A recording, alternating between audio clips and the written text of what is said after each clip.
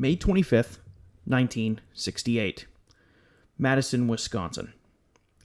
The 1960s and 1970s through college campuses of America were a melting pot of society and political unrest.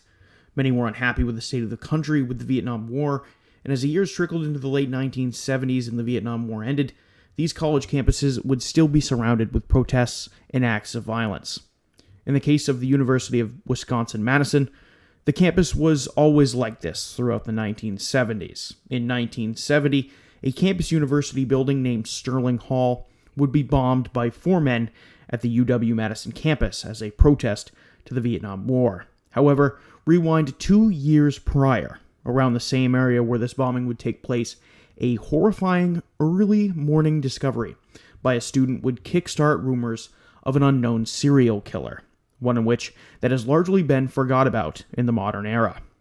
Today on Unblurring the Unknown, we explore a murder mystery, a supposed serial killer around what the locals call Mad City, and the death of that student in 1968, Christine Rothschild, and the theories persisting today about the capital city killings.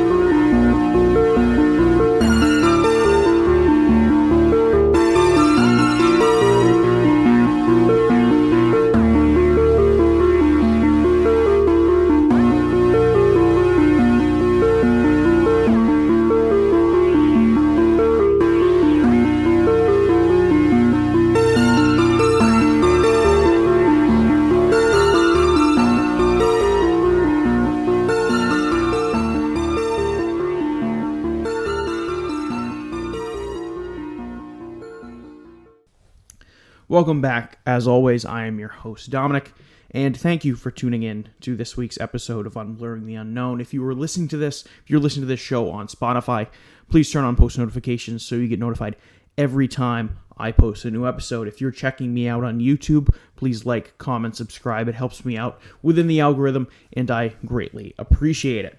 Now, as all of you have patiently known, you have been waiting for a few weeks here for this new season, and I greatly appreciate your patience.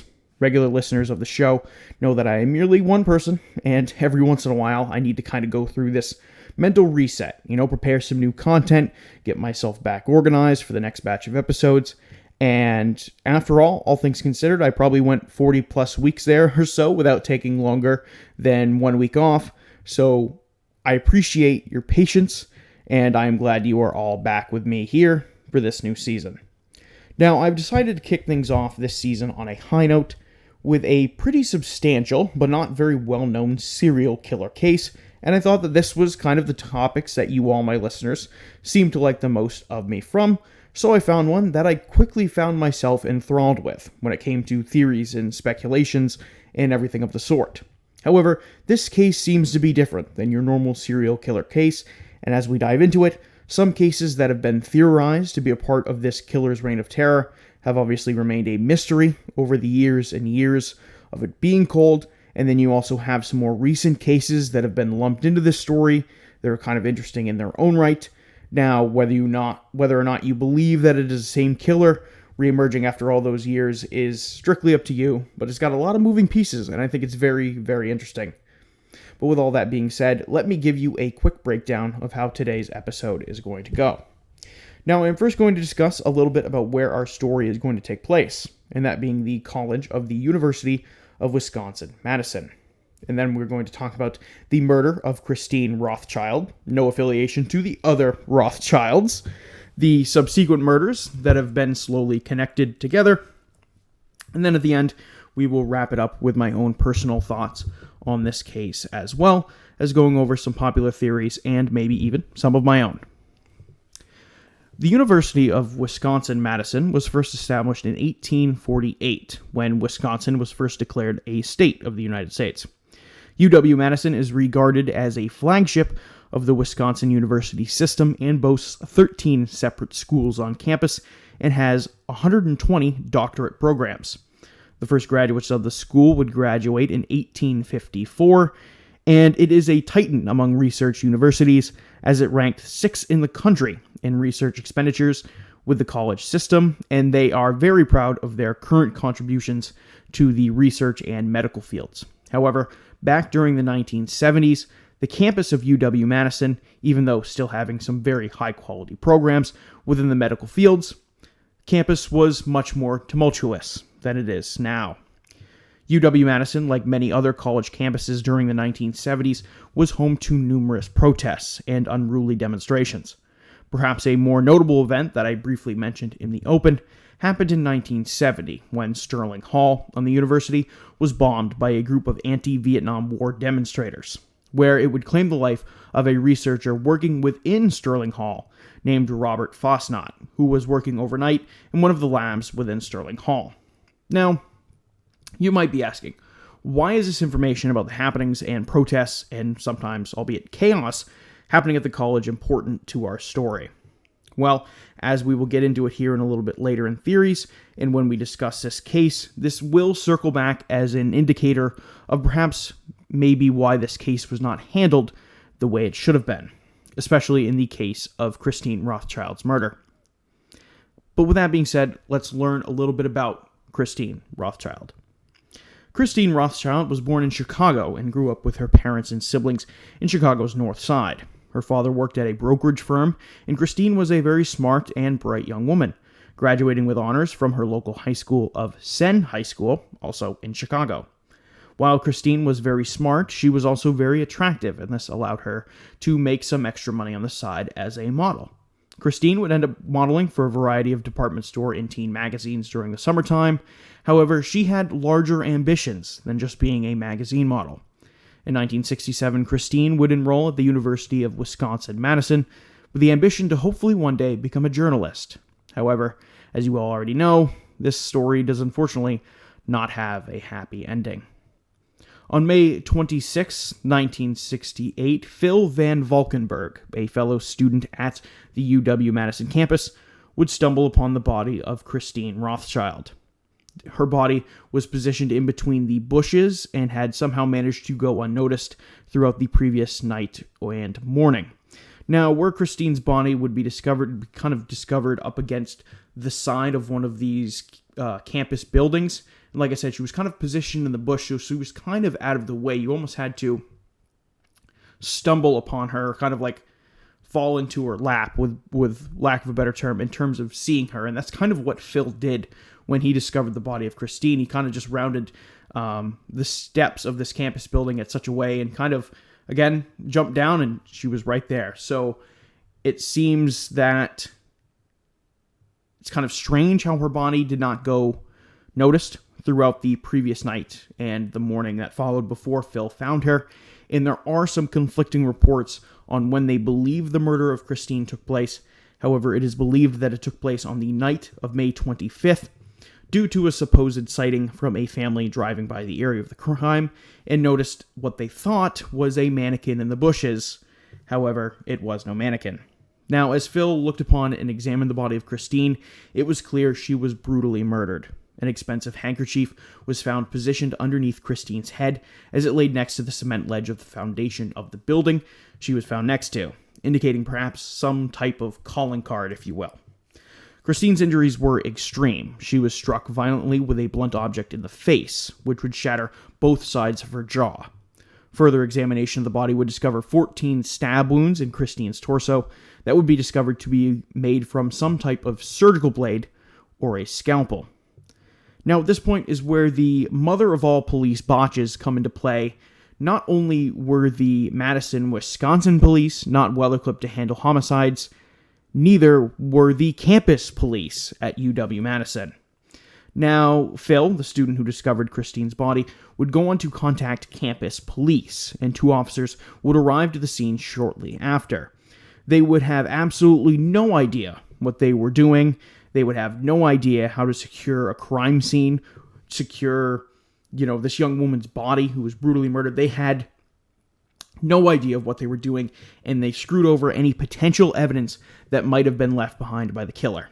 Now, these 2 officers that arrived on the scene, Roger Golem and Tiny Frey, would arrive on the scene, and like I said, they did little to nothing, or little to anything, when it came to control the crime scene. Students were gathering around the body of Christine, and as the campus police waited for the ambulance to arrive minutes later, the officers' lack of training in homicides would be on full display, as when the medics arrived, they hoisted Christine off the ground, no gurney, no blanket, or anything like the sort, and put her body into the ambulance parked a short way down a nearby embankment. Now, first off, that is no justice, that is no respect. The fact that she was carried off of campus with no gurney, no blanket, no nothing, and putting her right into the back of that ambulance destroyed evidence. It destroyed evidence because they did nothing to preserve that crime scene. Students were gathered around, cross-contamination all over the place, and just because now the campus police did not secure the scene of the crime and the EMTs just went in there like idiots because the police had none of these boundaries established, both sides here, the EMTs and the campus police, ignorantly destroyed evidence. Even though that was not what they were intending, they did it anyway because they had no idea of what they were doing. Now, when it comes to possible suspects in Christine's murder, and of course, we will circle back to everything at the end as well, Christine actually voiced to her best friend, Linda Tomaszewski-Szulko, and I hope I pronounced that right, that she felt like she was being stalked by a man on campus. Now, this man turns out to be a rather middle-aged gentleman who was working as a medical researcher at the college named Niels Bjorn Jorgensen. Now, we will dive into him here in a little bit when we get into suspects. However, Jorgensen was never charged for the murder of Christine, and her murder remains unsolved to this day.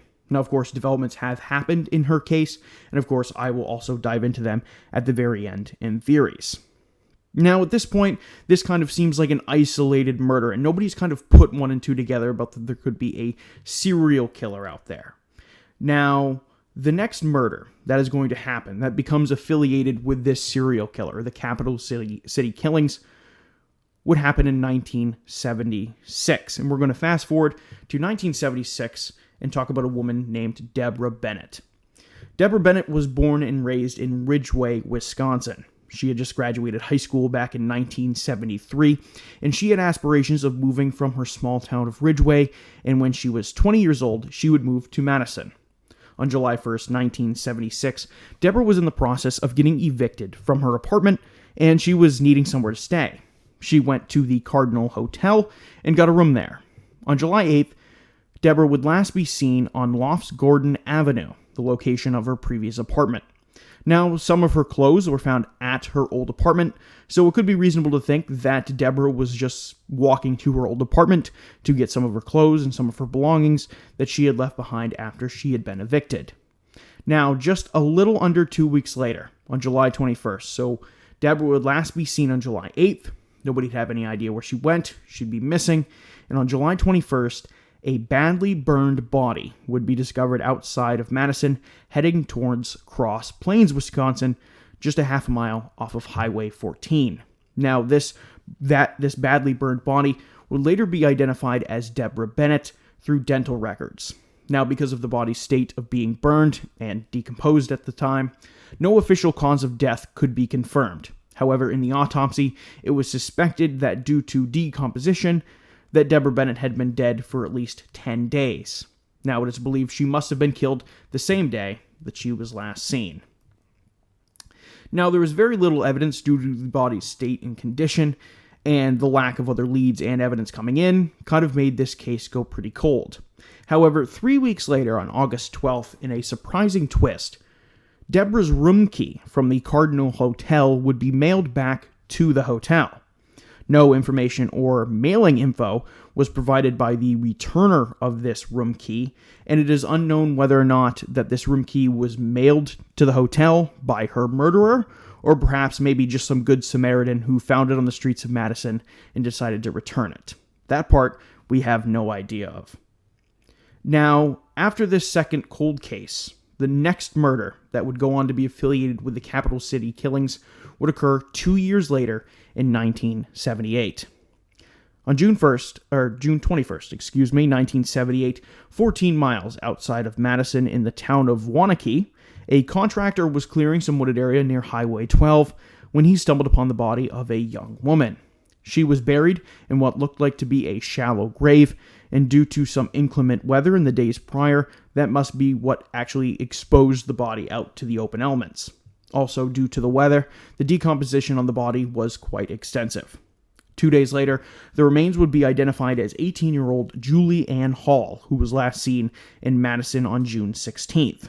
Julie was working in Madison at the Wisconsin State Historical Society on the campus of UW-Madison. On June 16th, she would last be seen at Maine King Tap, a bar and tavern in downtown Madison.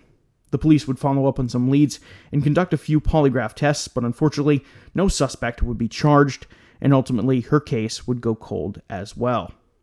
Now, our next victim would be 20-year-old Julie Spearschneider, who would vanish the following year on March 27th, 1979. The night she would last be seen, witnesses would place her at the 602 Club, a bar at 602 University Avenue, right near the campus of UW-Madison. Julie would leave this bar with a male friend and supposedly would hitchhike to a friend of Julie's house.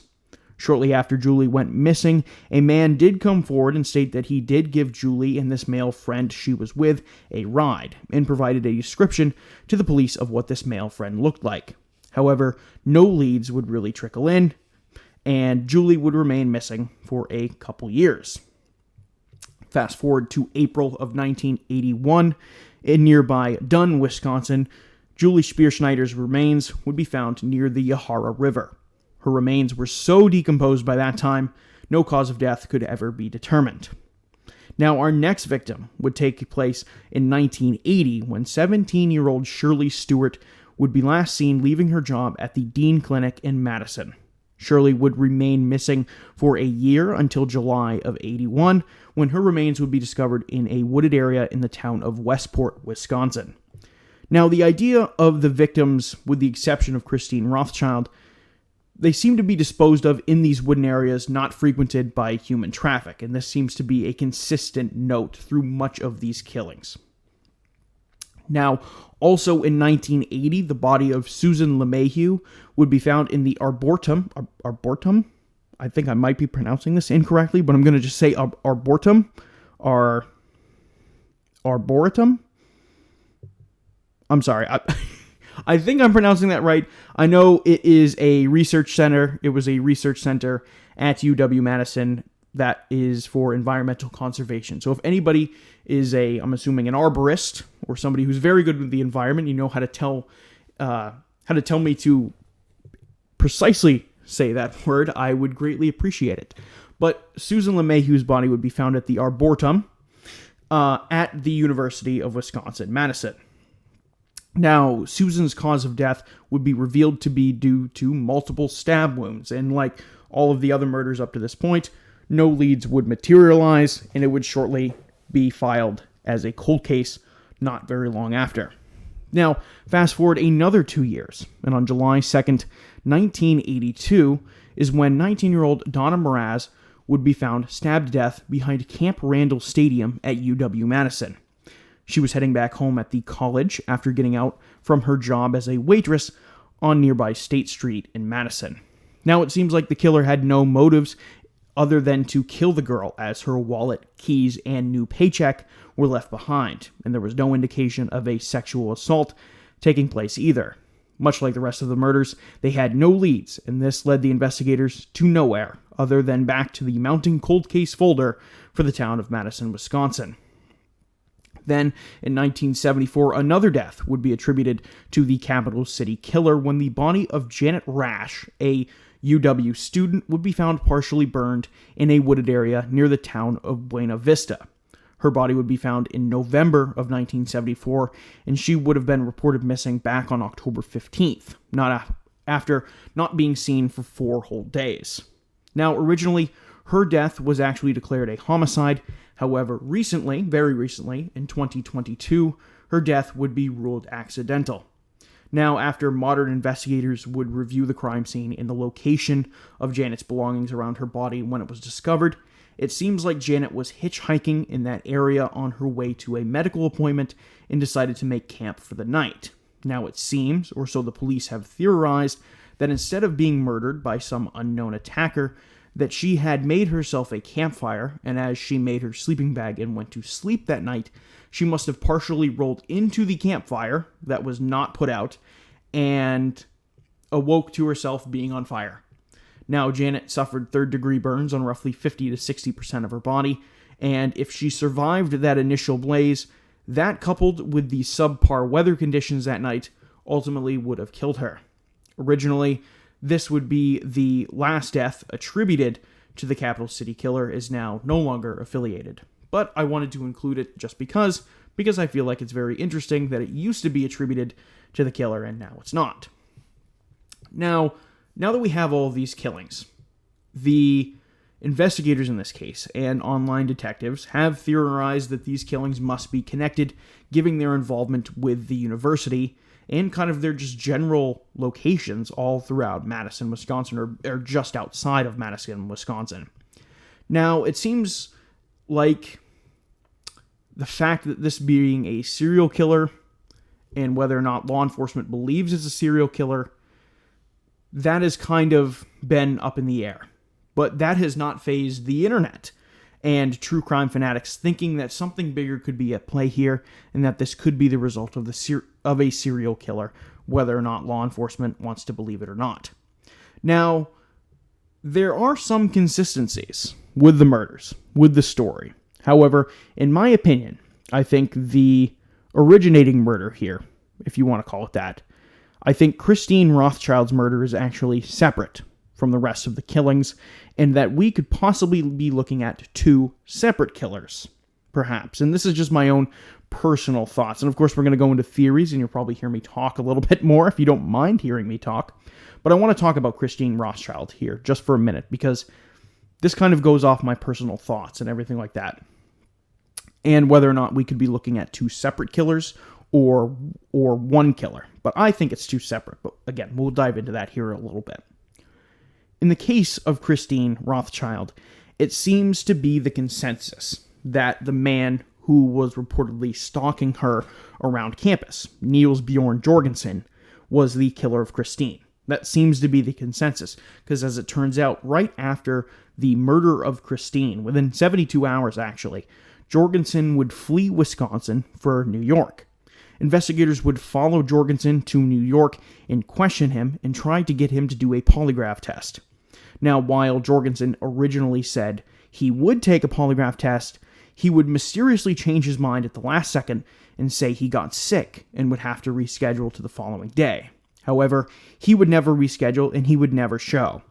Now, this is kind of another little botch by the Madison Police Department, and instead of following up with Jorgensen, the Madison Police Department would just decide to let it go and not pursue Jorgensen anymore at the time, which I might add is an absolute blasphemous decision, because at this point, Jorgensen would be your only suspect. He's really your only lead at this point, and the fact that you just say, we're going to stop, he didn't show up, it is what it is, like that to me is just absolutely ridiculous. Now, Jorgensen has since passed away. However, it is widely believed that he was the culprit, and evidence seems to point in that direction. Now, up until a week before Christine was killed, she had voiced her displeasure to both her best friend, Linda Tomaszewski-Szulko, like I mentioned previously, that she was being stalked, and she even said to campus safety as well that she felt like she was being stalked, and campus safety completely neglected to take the claim seriously. And even though Christine would try her best to avoid this stalker, which we assume is Jorgensen, would avoid Jorgensen and change her schedule to avoid these areas that he was in, and even try to avoid going out at night as much as possible. And unfortunately, all of these precautions that Christine was taking to avoid her stalker in Jorgensen would still not matter. And even though we kind of know that Jorgensen is the killer, we don't have that on paper. We don't have that confirmed. We pretty much know it, but again, it's the unfortunate thing here when it comes to justice, is that now that Jorgensen has passed away and we kind of know that it is him, he will never be held accountable due to pretty much the lack of the Madison police not doing their jobs. And a little side note here, You've heard me on some episodes be very hypocritical of law enforcement, and I stand by that. And as much as I appreciate the men and women of law enforcement, I think they do a lot of great things. Obviously, there is controversy surrounding them pretty much all the time. That's the world we live in. Everybody has cameras. I get it. But if you don't do your job as a law enforcement officer, and if you're not doing your job to try and bring justice to these families of missing people, of unsolved homicides, of cold cases, and you completely neglect, you completely botch, you check every single box when it comes to not doing justice by these victims and their families, I'm going to be very hypocritical of you. And guess what? If you don't do your job, you deserve to get called out. I'm sorry, but it's just the truth.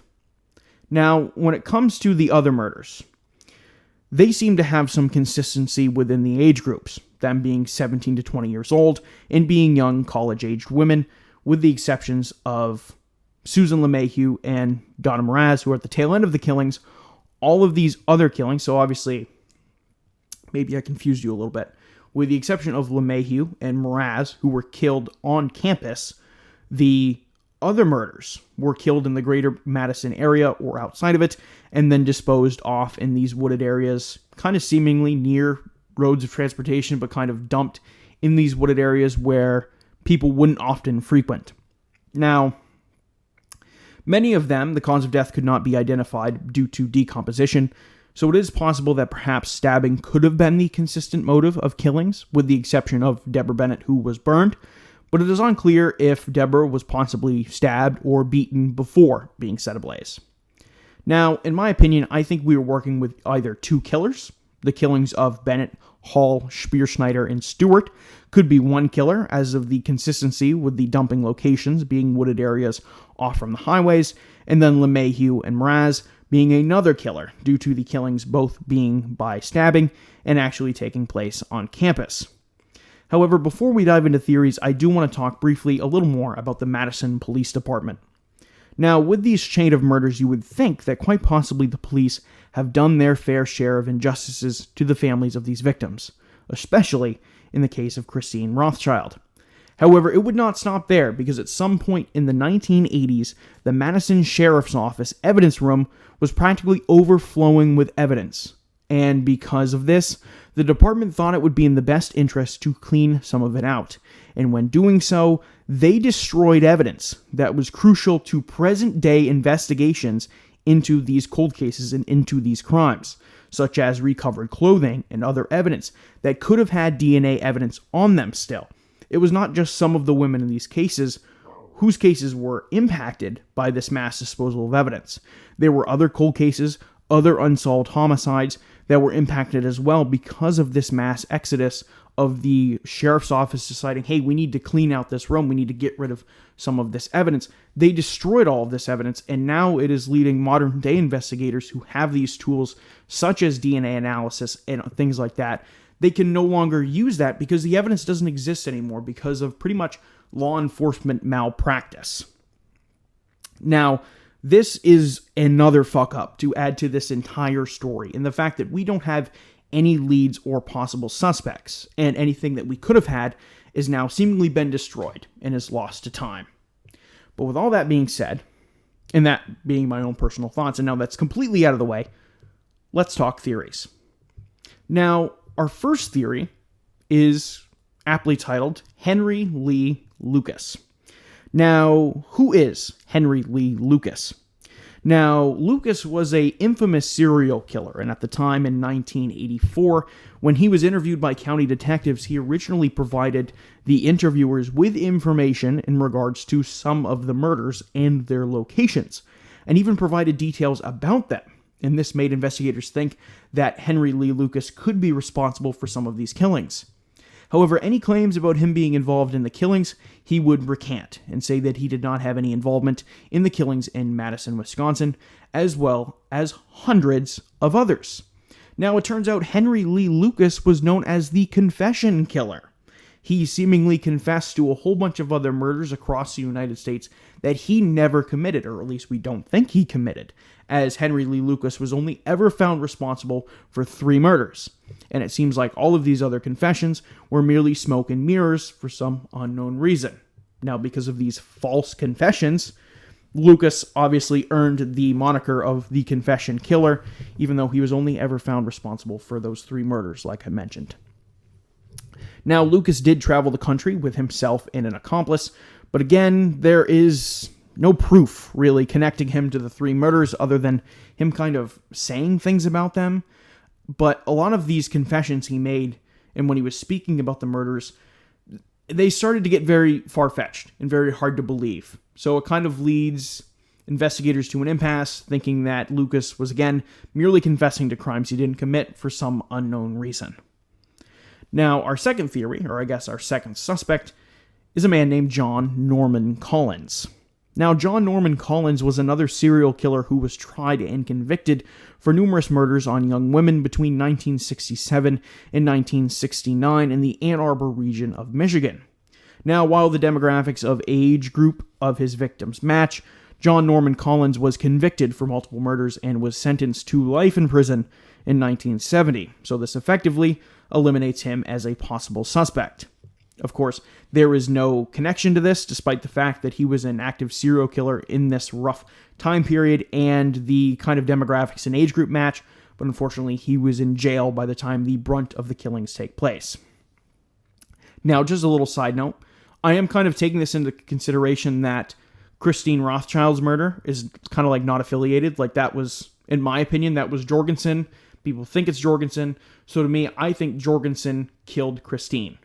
What I'm talking about in terms of suspects now are the other killings. Are we talking about, the 4 women and then the 4 women, Hall, Spear-Schneider, Bennett, and Shirley, those 4, and then the murders of Mraz and,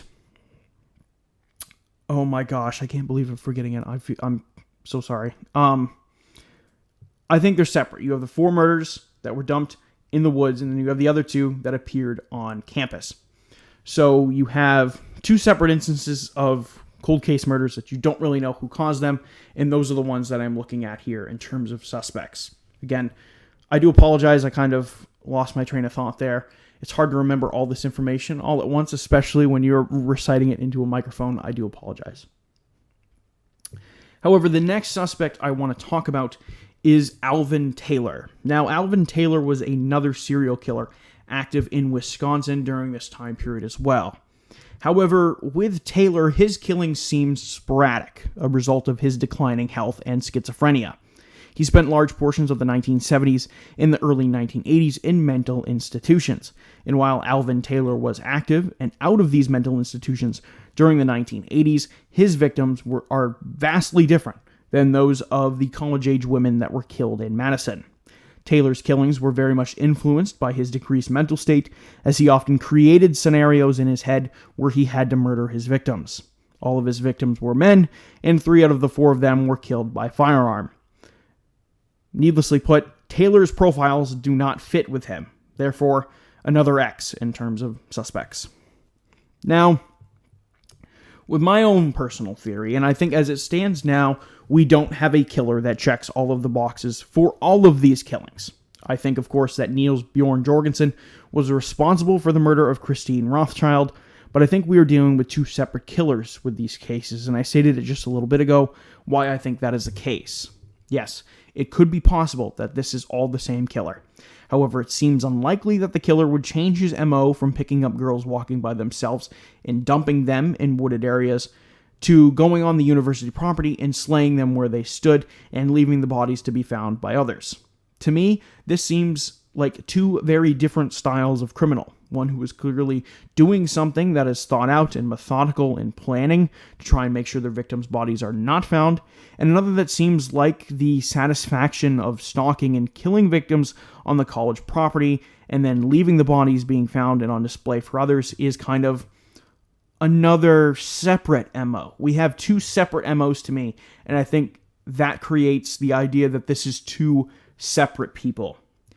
Now, it is no secret that Wisconsin, even in present day, has a high crime rate, and homicides have dropped off a little bit, but they are still relevant. And during the 70s and 80s, it seemed like you had cold case after cold case in this area of Wisconsin, and it was clear you had a police department that was not prepared to handle homicides, and especially not cold cases. Hell, they couldn't even handle evidence properly when they destroyed all that evidence from the sheriff department's archives.